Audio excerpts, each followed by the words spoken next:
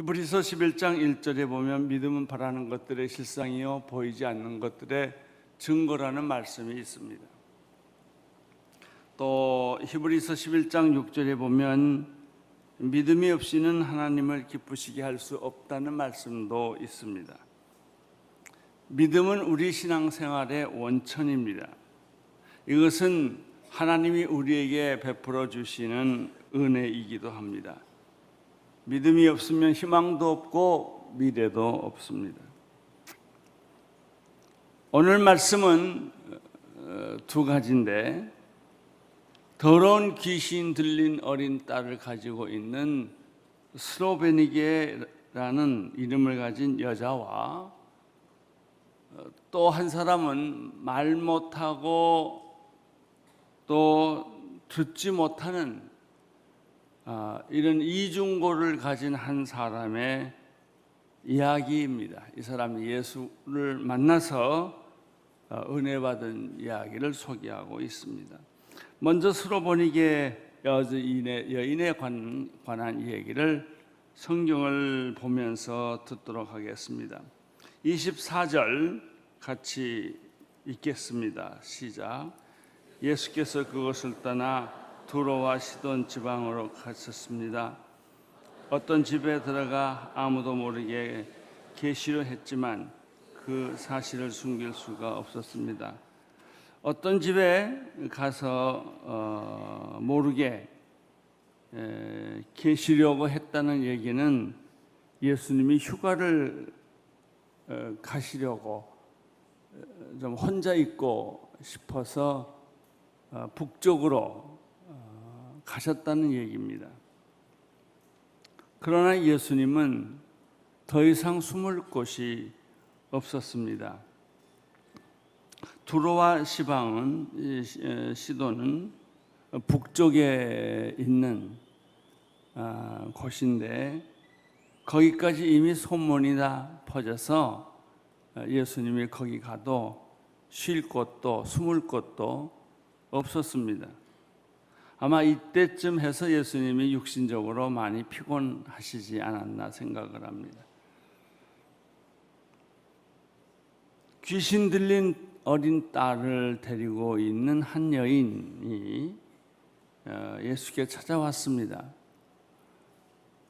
모든 사역자들은요, 피곤하고 힘들면 사람이 오면 안 만나려고 합니다. 내가 지쳤으니까, 내가 힘이 드니까 좀 내일 왔으면 좋겠다, 다음에 왔으면 좋겠다. 그런데 예수님은 거절하지 않고 이 여인을 맞아들이십니다.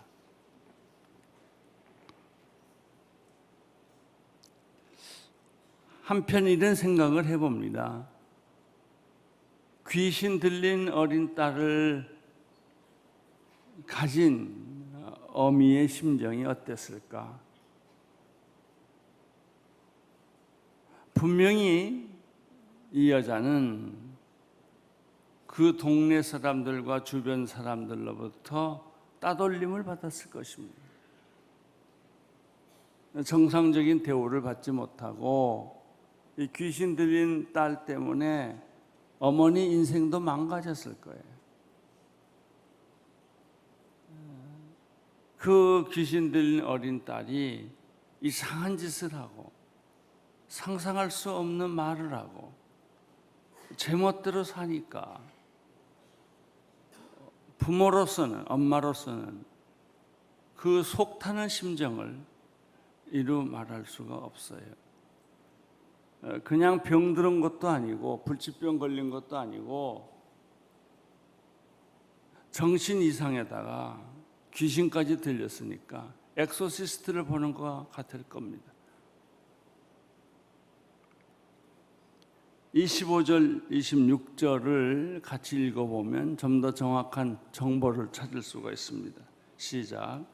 더러운 귀신 들린 어린 딸을 둔 이 여인은 예수의 소식을 듣자마자 와서 그 발 앞에 엎드렸습니다.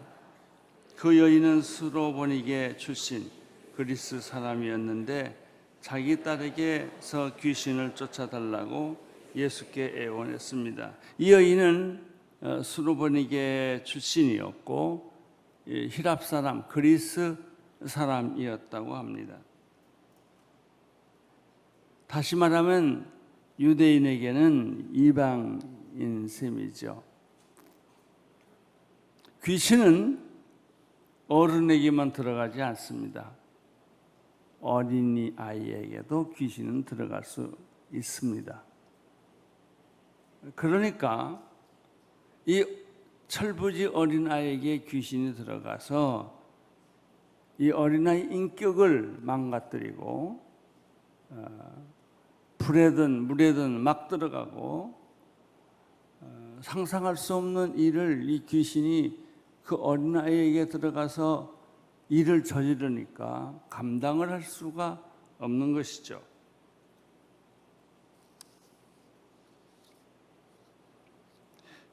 귀신 들린 딸을 가진 어머니는 아침에 눈 떠서 잠잘 때까지 한순간이라도 눈을 뗄 수가 없는 거예요.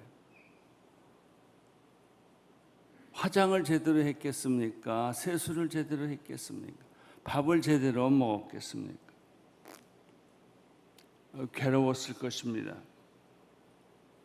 그래서 이 여자는 누군가 귀신을 쫓아낸다고 한다면 어디라도 쫓아가서 이 불쌍한 자기 딸을 자유롭게 해주고 싶었을 거예요.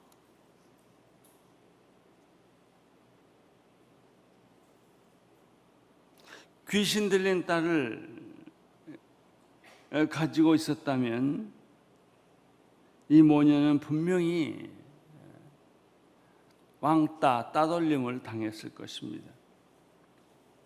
그래서 이 도시에 예수님이 오셨다는 소식을 듣자마자 이 여인에게는 꿈 같은 기회를 잡은 거예요.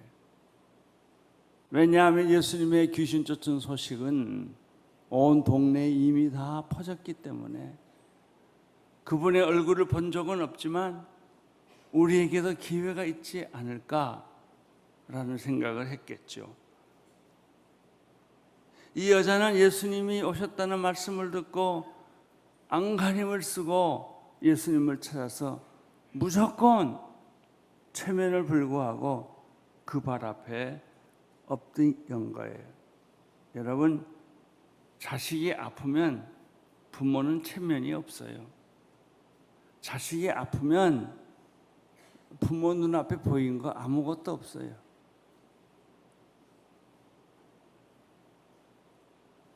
여자는 죽을 만큼 간절했을 거예요. 귀신 들린 딸을 볼 때마다 수없이 절망했고 수없이 무기력한 자신을 발견했을 것입니다. 여자는 애원했습니다. 간절히 애원했습니다. 어떻게 해서든지 내 딸을 좀 정상으로 돌려주십시오. 그런데 예수님의 반응이 좀 심상치가 않습니다. 27절을 보십시오. 시작. 예수께서 여인에게 말씀하셨습니다. 자녀들을 먼저 배불리 먹게 해야 한다. 자녀들이 먹는 빵을 가져다가 개에게 던져주는 것은 옳지 않다. 여기서 말하는 자녀란 누구입니까? 선택받은 이스라엘 백성입니다. 그렇다면 개는 누구입니까? 그것은 분명히 개처럼 취급받았던 이방인일 것입니다. 예수님은 왜 소외당하고 외롭고 갈데없고 희망이 없는 이 가련한 모녀에게 이렇게 혹독한 말을 한다는 말입니까?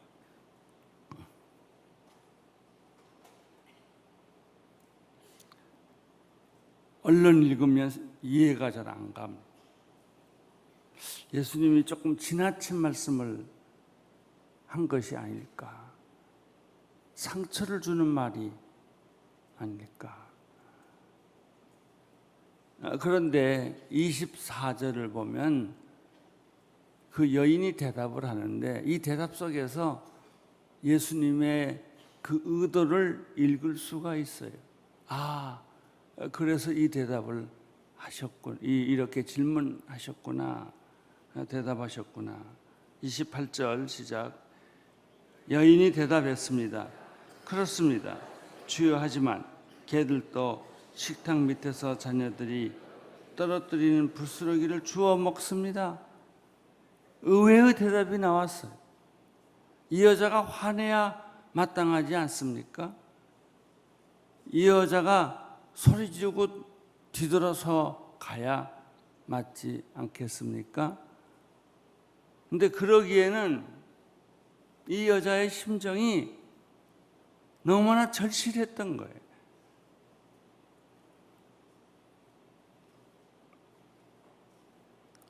예수님의 의도는 무엇입니까? 이 여자의 마음을 자극한 거예요. 이런 대답이 나오도록. 참 믿음이 무엇인지 이 여인이 스스로 고백할 수 있도록 이 믿음이 있어야 내가 그렇게 원하던 내 딸 안에서 귀신이 나갈 수 있기 때문에 먼저 예수님은 이 여인에게 믿음을 갖도록 자극을 하신 거예요.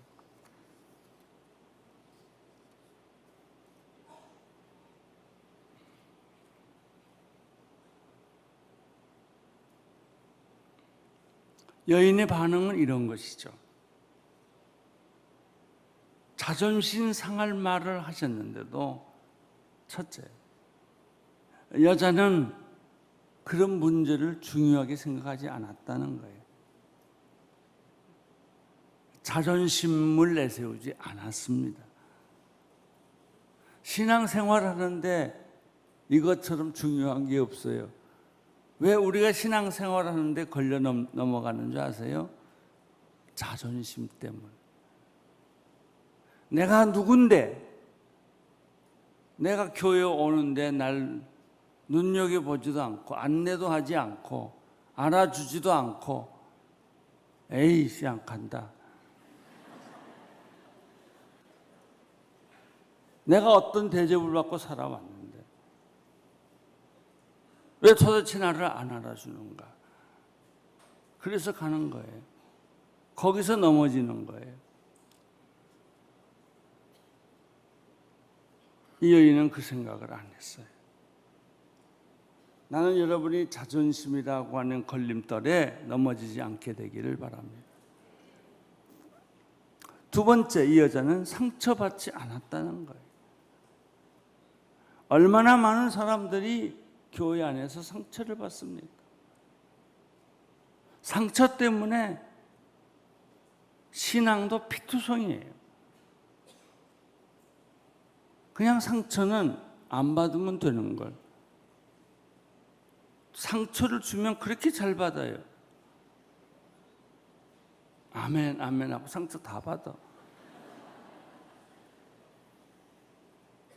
누가 상처를 주면 너 땡큐 그래야죠.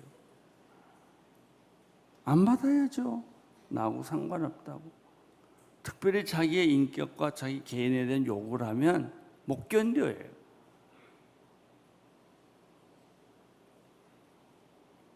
우리 신앙의 걸림돌은 자기를 무시하는 말, 오해하는 말, 이런 것 때문에 마음이 상해버렸어요.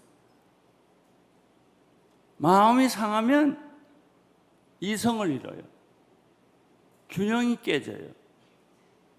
가만히 들어보면 옳은 말인데도 일단 마음이 상하면 감정이 올라와요. 편견이 생겨요. 이 여자도 그럴만해요. 너는 개다. 근데 이 여자의 귀에는 그런 게 안 들리는 거예요. 왜? 자기 딸이 귀신 들려서 매일 밤 매일 고생하는 걸 보면서 그런 소리도 안 들리는 거예요. 세 번째, 이 여자는 놀랍게도 예수님이 주님이라는 것을 알았습니다.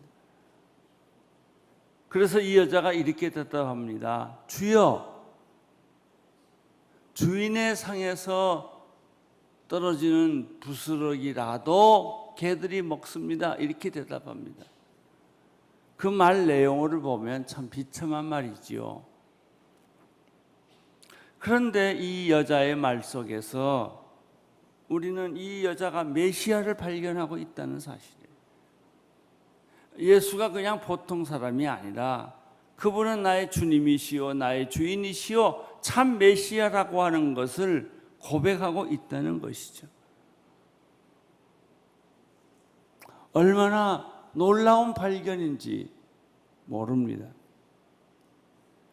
여러분, 그분이 하나님이요, 그분이 예수님이라면 내 자존심이 무슨 의미가 있습니까? 내 상처가 무슨 의미가 있습니까? 문제 안 돼요. 그것이 상대가 사람이니까, 상대가 아내고 남편이니까 상처받지, 내 상대가 하나님이라면 상처받을 거 없어요.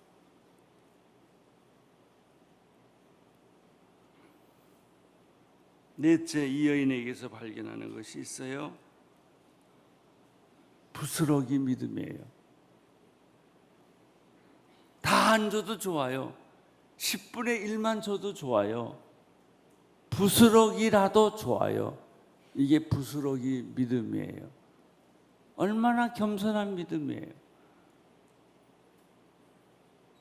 얼마나 은혜로운 믿음이에요. 부스러기라도 좋습니다. 나는 그거라도 만족하겠습니다. 우리는 기대와 욕망이 너무나 커요. 그것은 무엇을 뜻해요? 내가 굉장히 위대한 사람이기 때문에 적어도 나한테는 이렇게 큰 거 줘야 되지 않느냐라는 생각이 깔려 있는 거예요. 그러나 겸허한 사람은 주님, 내 집에까지 굳이 올 필요가 없습니다. 말씀만 하십시오. 그러면 내 하인이 나을 겁니다. 이게 부스러기 신앙이에요. 이 부스러기 믿음을 가진 사람은 하나님께서 30배, 60배, 100배 열매를 주시는 줄로 믿습니다.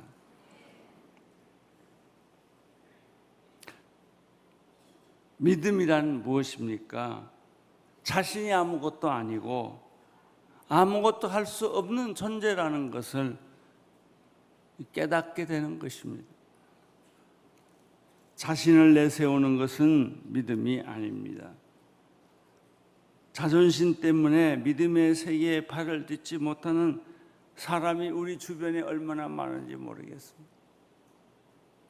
심지어 우리들 자신까지도 잘 가다가 여기에 넘어질 때가 참 많다는 것이죠. 오늘 안 가. 나 오늘 교회 안 가. 아침까지도 교회 가려고 세수하고 준비 다 해놓고 부부가 교회 나오다가 말 몇 마디에 걸려 넘어가지고 당신 혼자 가. 나 교회 오늘 안 가. 다 거기서 넘어져요. 뭐가 그렇게 중요해요? 꼭 참고 오세요.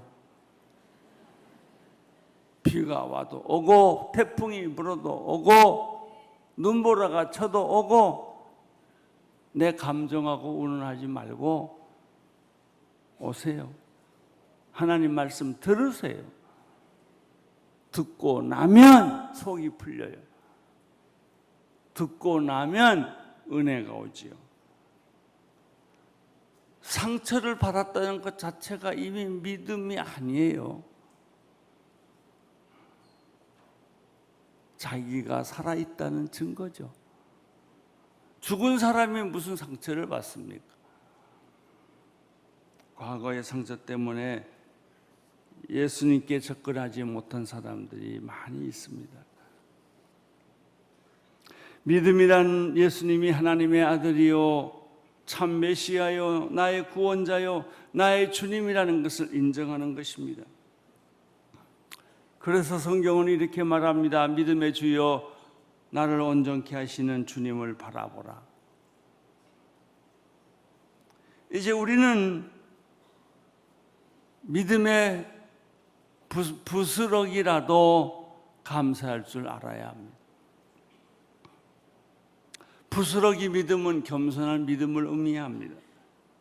무엇을 주어도 아니 안 주어도 감사합니다. 다니엘은 그리 아니하실지라도 나는 하나님만 섬기겠다고 말했습니다. 참 믿음은 의심하지 않는 것입니다. 반드시 이루어질 것을 믿는 것입니다. 외양간에 소가 없을지라도 포도나무에 포도가 없을지라도 그것과 상관없이 나는 하나님을 신뢰하는 것입니다. 여인에게는 내면에 이런 믿음이 있었습니다. 근데 오늘 이 여인에게서 가장 중요한 말씀은 29절에 있어요. 29절, 30절 읽어보세요. 그러자 예수께서 말씀하셨습니다. 내가 그렇게, 자 언더라인 하나 쳐주세요. 내가 그렇게 말했으니 어서 가보아라. 귀신이 내 딸에게서 나갔다. 여인이 집에 돌아가 보니 귀신은 떠나가고 딸아이가 침대에 누워있더라. 아주 재밌는 말이에요. 아주 놀랍고 신기한 말이에요. 예수님이 이렇게 대답했어요. 내가 그렇게 뭐 했으니? 말했으니 내가 그렇게 말한 말 속에 내 딸의 귀신이 나갈 능력이 이미 있었다는 거예요. 예수님이 귀신아 나가라 안 그러셨어요. 이 여자가 믿음이 생겨서 그렇게 말했어요. 주여 부스러기라도 좋으니 이걸 주십시오. 이렇게 말을 했단 말이죠. 그 말 속에 믿음이 이미 들어온 거예요. 믿음이 들어오니까 귀신이 나가버린 거예요. 말이 얼마나 중요한지 아시겠어요? 여러분 말 함부로 하지 마세요. 말대로 돼요. 내 생각에서는 아무리 복잡한 생각, 그런 생각을 한다 할지라도 일단 입으로 나올 때는 아멘, 믿습니다. 이런 믿음의 말을 해야 돼요.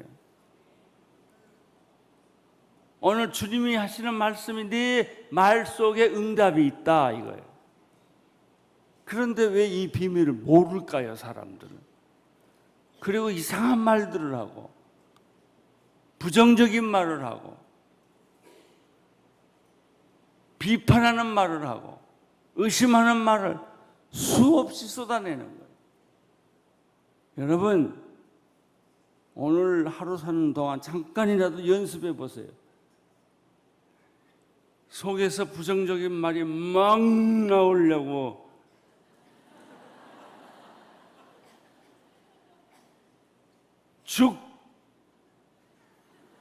죽겠다 하는 걸 나오면 죽게 있다 이렇게 딱 바꾸세요.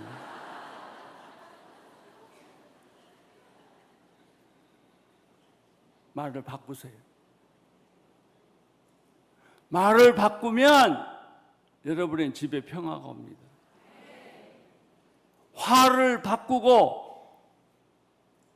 평화스러운 말을 하면 분노를 바꾸고 화해의 말을 하면 화해가 옵니다. 아주 간단한 해답을 우리가 그동안에 놓치고 살았죠. 여러분, 이 말은 점점점 더 나쁜 말을 하면 화를 돋구어요. 좋은 말을 하면 좋은 결과를 돋구는 것입니다. 내가 그렇게 말했으니 내 말대로 될 것이다. 내가 그렇게 말했으니 내가 그렇게 될 것이다.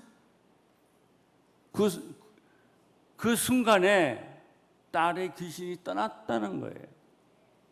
집에 가보니까 어린아이가 침대에 누워 있었다. 할렐루야. 할렐루야. 여러분이 그런 일들이 여러분 기도 속에서 경험되기를 바랍니다. 우리가 기도를 얼마나 수없이 해요. 다 허공을 치는 기도예요. 그러나 어느 날 기도할 때 눈물이 나고 가슴이 촉촉이 젖으면서 그 내 말 속에, 기도 속에 어느 날은 허공을 치는 기도요, 어느 날은 아무 의미 없는 기도를 하다가 어떤 때는 말 몇 마디 안 했지만 그 기도 속에 눈물이 있고 참회가 있고 믿음이 생기는 기도를 해요. 그러면 그거는 그대로 능력으로 나타나는 거예요.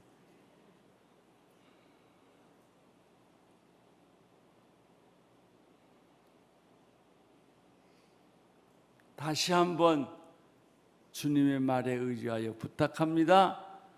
부정적인 말은 오늘 이후로 일생 동안 하지 마세요. 비평하는 말 하지 마세요. 이 사람의 눈이란 게 이상해가지고 남 잘한 건 안 보고요. 맨날 난 잘못한 거. 아주 뭐 지성적이래나 자기는 남 안 보는 거 잘 보는 눈을 가지고 있다나 그 눈은 파서 버리세요. 그까짓 건 눈 뭐가 필요해요? 사람은 비판받기를 원하지 않고 칭찬 듣기를 원해요. 격려받기를 원한다고요. 부인에게 격려하세요. 남편에게 격려의 말을 하세요. 자녀들도 격려를 기다리고 있어요.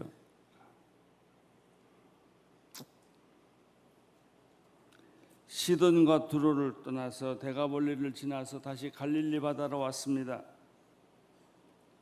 7장 31절 32절을 보겠습니다. 시작. 그 후 예수께서 다시 두로와 시돈 해안으로 떠나 데가볼리 진압방을 거쳐 갈릴리 호수로 가셨습니다.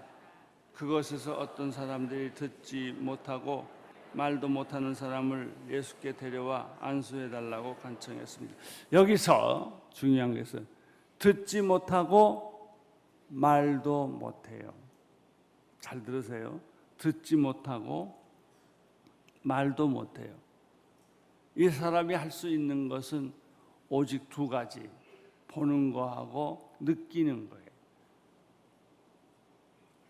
그러니까 이 남자는 눈치가 빨라요. 그리고 오해도 많아요. 수치감도 많아요. 우선 말을 못하니까 자기가 뭘 느꼈어도 말을 못해요. 듣지 못하니까 내가 느낀 게 사실인지 아닌지 확인할 수가 없어요. 다른 사람이 끌고 가는 대로 가야 돼요.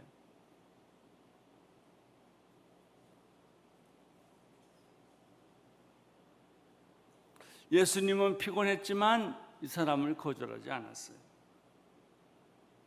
재밌는 표현이 거기 나와요. 33절 시작. 예수께서 그를 멀찌감치 따로 데리고 가서, 자 여기서 멀찌감치, 다른 때는 이렇게 하지 않으세요. 근데 이 사람의 경우는 이 사람만 데리고 사람 없는 데로 데리고 갔어요. 왜 그랬을까요? 이 남자가 말도 못하고 듣지도 못하는데 혹시 자기의 모습이 다른 사람에게 어떻게 보일까? 수치심이 많기 때문에 그 수치심을 느끼지 않게 하기 위하여 따로 데리고 간 거예요. 이게 예수님의 배려예요. 배려는 사랑이에요. 우리는 상대방의 입장을 막 무시하고 내가 원하는 대로 막 해요. 그건 사랑 아니에요. 상대방의 수치를 가려줘야 돼요. 떠벌리면 안 돼요.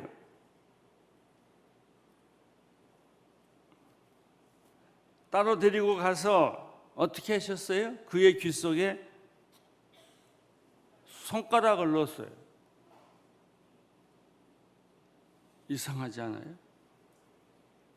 손에 하고 침을 발라가지고 그 남자 입을 벌리게 해서 혀에다가 자기 침 바른 손을 집어넣었어요. 좀 더럽지 않아요?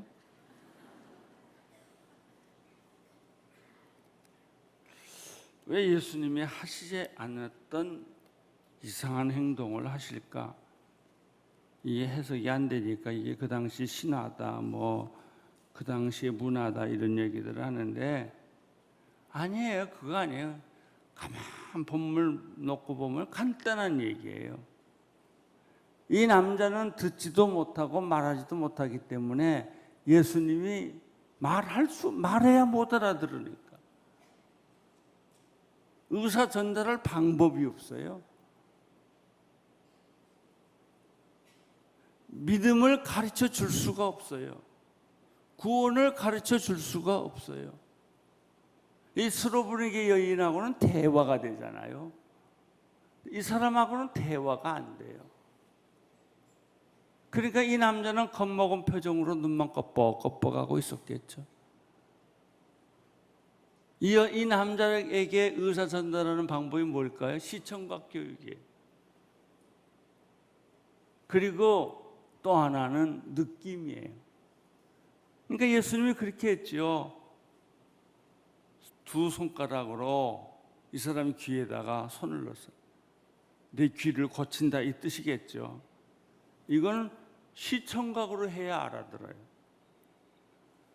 내 혀가 지금 굳어 있으니까 내 혀를 내가 풀어주겠다. 그냥 풀어주겠다 그러면 못 알아들으니까 혀를 침을 뱉어서 무슨 고약같이 해가지고 이렇게 발라준 거예요.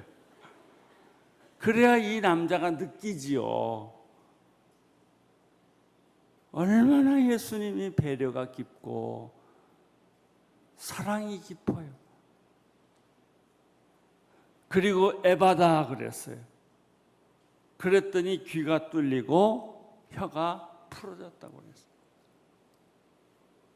나는 여기서 눈물이 났어요.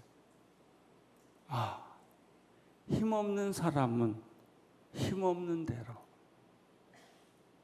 불가능한 사람은 불가능한 대로 예수님이 이렇게 점잖지 않는 방법으로 쇼를 하면서 병을 고쳐 주시는구나.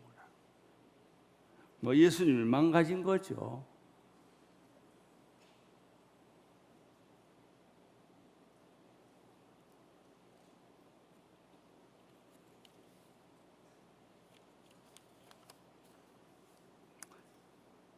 (34절을) 보십시오. 시작. 그리고 예수께서 하늘을 쳐다보며 깊은 숨을 크게 한 번 쉬고 그에게 에바다라고 말씀하셨습니다. 이 말은 열려라 라는 뜻입니다. 그러자마자 그 사람은 귀가 뚫리고 혀가 풀리더니 제대로 말하기 시작을 했습니다. 거기까지. 이 남자하고는 말이 안 통해요. 그 남자는 말할 수도 없어요. 시청각 교육밖에 없어요. 그러니까 예수님이 하늘을 우러러 이렇게 고개를 들어 기도했어요. 그냥 보통 기도해도 되는데 지금 예수님이 하나님을 향해 기도하고 있구나라는 것을 느끼게 만드시는 거예요. 그리고 깊은 한숨을 내셨어요. 이거는 그 남자를 향하는 깊은 한숨, 사랑, 탄식 이런 거예요. 이 감정을 느끼게 만드는 거예요. 그리고 에바다 열려라. 그랬더니 귀가 열리고 혀가 풀어졌어요. 아멘. 우리 주님은 이렇게 우리에게 가까이 오십니다. 어떤 불가능한 상황 속에서도 뚫고 들어오십니다. 안심하십시오. 주님은 여러분 곁에 계십니다. 우리 하나님께 감사의 박수 올려드립니다.